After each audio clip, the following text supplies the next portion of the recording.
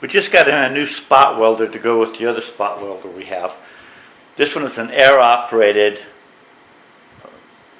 spot welder that has a multitude of settings, not only on the transformer settings, which I'll show you a picture in a moment, but also on how long you want the weld for, how long you want it to hold, how much pressure you want to squeeze the parts together. It's an impressive little spot welder that we have. We still haven't hooked up the water yet, so I'm just going to do a couple of quick spot welds,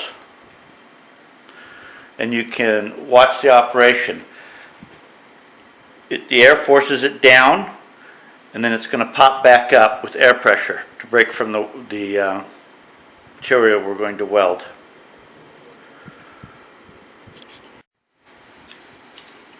The strips we're using are the same thickness and same material that we're using on the VG15 receiver. That way when we do the adjustments and set this, we know we're setting it for the VG15. And then we're going to test the spot welds.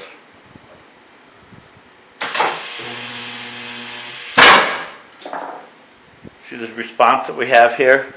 Looking at a spot weld that goes all the way through. It isn't going to pop apart as we pull on them. It will bend the material instead.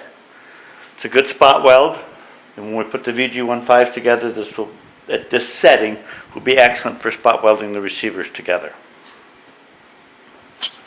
We're now going to take a look at some of the controls on this welder. It's one that we had bought at auction, and they were selling it rather inexpensive at the auction. And the problem with that was that when we got it here, we didn't realize that it didn't work. You can see on this Series 30 all the controls that are on it. Squeeze, weld, hold, off, percentage of heat, whether you want to single or repeat the operation. You have weld and no weld. So we actually have a great deal of control over this spot welder. In addition, we also have the manual control setting on the transformer coils that we're dealing with, so you can have different heat loads on the actual spot welder as well.